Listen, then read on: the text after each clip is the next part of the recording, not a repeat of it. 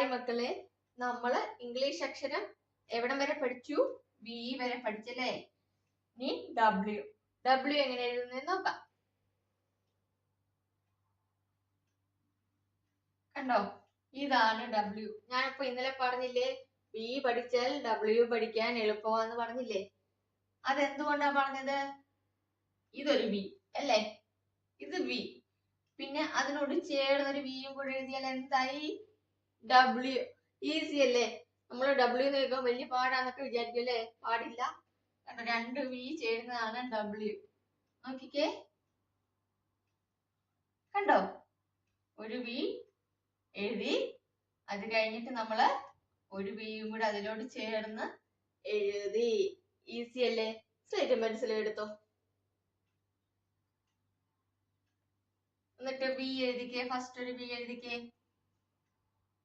എഴുതി. പിന്നെ അതിനോട് ചേർന്ന് തന്നെ ഒരു വിയും കൂടെ എഴുതിക്കേ. ഇതെന്തായി?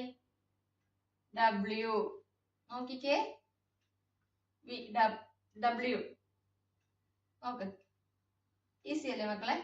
ഇതാണ് ഡബ്ല്യു. രണ്ട് വി കൂടി ചേരുന്നതാണ് ഡബ്ല്യു. കണ്ടോ, രണ്ട് വി കൂടി ചേരുന്ന ഡബ്ല്യു. ഈസി അല്ലേ? ഇനി ഇംഗ്ലീഷ് അക്ഷരം ക്യാപിറ്റൽ ലെറ്ററില് 3 ലെറ്ററും കൂടെ പഠിച്ചാൽ നമ്മുടെ ക്യാപിറ്റൽ ലെറ്റർ തീരും. അങ്ങനെയാണെങ്കിൽ നമ്മൾ എവിടം വരെ പഠിച്ചു എന്നുള്ളത് നമുക്ക് നോക്കാം. നമ്മൾ എവിടം വരെയാ പഠിച്ചത്? എ ബി, മറന്നിട്ടില്ലല്ലോ അല്ലേ? എല്ലാരും ഉറക്കെ പറയണേ.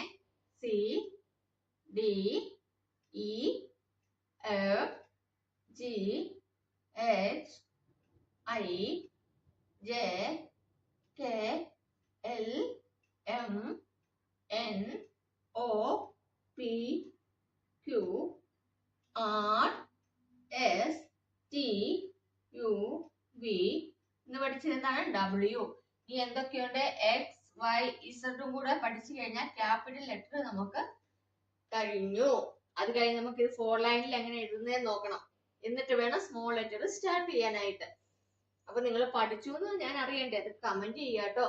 നീ വേഗത്തില് ഈ 2 months കൊണ്ടൊക്കെ എല്ലാ അക്ഷരങ്ങളും പഠിക്കണം. മലയാളം എഴുതാനും വായിക്കാനും പഠിക്കണം, അക്ഷരങ്ങൾ പഠിക്കണം. അതേപോലെ തന്നെ ഇംഗ്ലീഷ് എഴുതാൻ വായിക്കാൻ പഠിക്കണം, അക്ഷരങ്ങൾ പഠിക്കണം, വേഗത്തിൽ പഠിക്കണം എന്നുണ്ടെങ്കിൽ ഹിന്ദി അങ്ങനെ തന്നെ, മാത്സും അങ്ങനെ തന്നെ പഠിക്കണമെന്നുണ്ടെങ്കിൽ നിങ്ങൾ കമന്റ് ചെയ്യണം കേട്ടോ. അടുത്ത ക്ലാസ്സിൽ കാണാം. എല്ലാവരും ഇരുന്ന് എഴുതി പഠിക്കുക കേട്ടോ. ബൈ.